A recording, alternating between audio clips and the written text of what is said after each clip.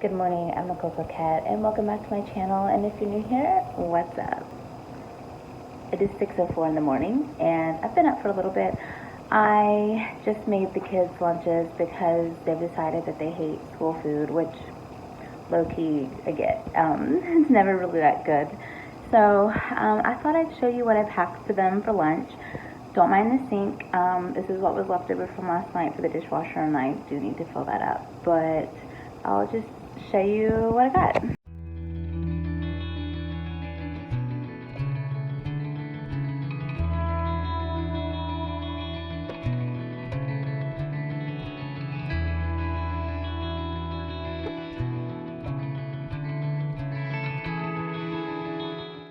Okay, so they all have something a little bit different. This is the middle kid. We have a salad with chicken and croutons, some chocolate-covered raisins, a beef jerky, and a string cheese, and a mandarin orange fruit cup. And I did go ahead and make her a mini pepperoni and cheese sandwich. The oldest, she is more on like a health kick, so she did not want the sandwich, and so I tried to give her more variety of like healthy stuff. Like she got some cashews, and then the salad with chicken and ranch and croutons, beef jerky and string cheese and pineapples. And then the youngest, she does not like fruit cups, but she does like the go-go squeeze. She got a pack of seaweed, the string cheese and beef jerky, and then she got 2 pepperoni and cheese sandwiches. I used to cut the pepperoni sandwiches like more like a sub. I would like cut the French bread in half, and then it would be like a big sandwich. But then I had to get a French bread from Walmart that was sliced like this, and so I was like, I can make you a sandwich with little pieces. And she's like, okay. And she's like, I like those better. They make me feel less bloated, I guess, because like it's way less bread that way. So I ended up getting a regular French bread loaf because we went through that one really fast. So it was only $1 because I ran by Walmart and picked it up, and I went ahead and cut it that way so she could still have her little sandwiches, because that just kind of works better for us. And fun fact, during COVID, we had like these buses would drive around our neighborhoods to give out lunches since the kids weren't in school, and we would get them, and they would give us so many spoons and forks and like plasticware, and so I kept them all. And I used to have so much more, but this is about what I have left. This is the spoons, and this is the fork. I mean, we're like 4 years past that at this point, and I'm still working my way through it. Now granted, it's not all from there. Like sometimes if I get some from like fast food places, I'll throw them in here as well, but I'm gonna take these to put in there for their salads and their fruit. We got the ice packs in each of them, gotta zip them up, and for drinks they just take a big water bottle to school, so that's what they'll be doing.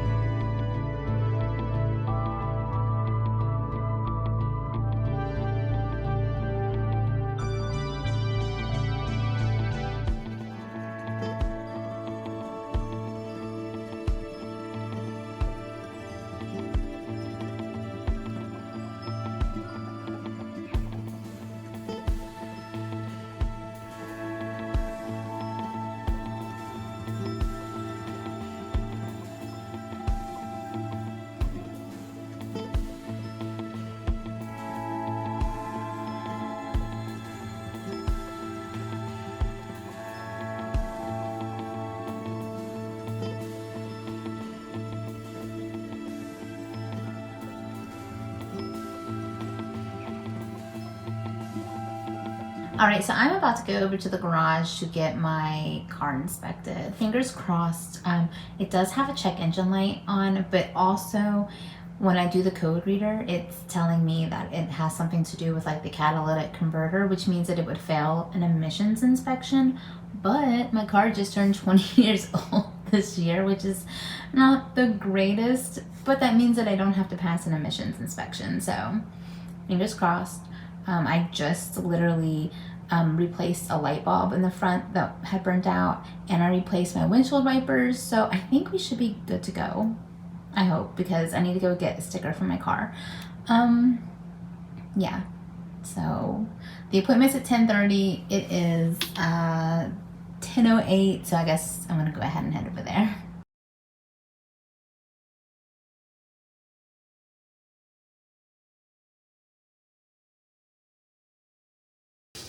So the inspection didn't go very well, and yeah, I'm crying like a big baby. I didn't cry till I got home. It's not like I cried there, and it's not even that deep. Like nothing super bad happened to me. I'm just a baby, and I don't like confrontation. And also, it's really triggering me because, like, unrelated but kind of related, the other day I like uncovered something that was like an epiphany that proved to me that I was right about something that someone like gaslit me about, that I knew 100% was freaking real. Okay, I knew it in my gut, and I just believed them, and it's went on like several freaking years, and then I just found the truth out. Okay, so I was gaslit, and so that really mess with my head, you know, and I got gaslit again just now at the DMV, not the DMV, the garage. So my car is 20 years old. That's important to know in this story. And in North Carolina, if your car is 20 years old, it is supposed to not need a emissions